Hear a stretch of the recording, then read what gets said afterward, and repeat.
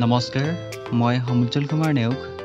আজি আলোচনা কৰিম কেইটামান অসমীয়া সাধাৰণ জ্ঞানৰ বিষয়ে।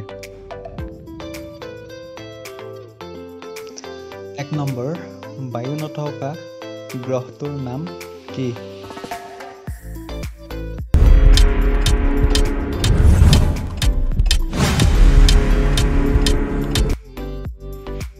উত্তৰ বুধ গ্ৰহ।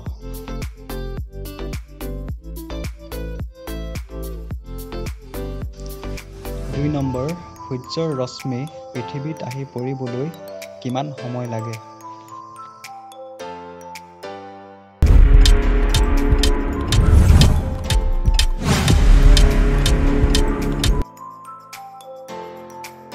উত্তৰ ৮ মিনিট।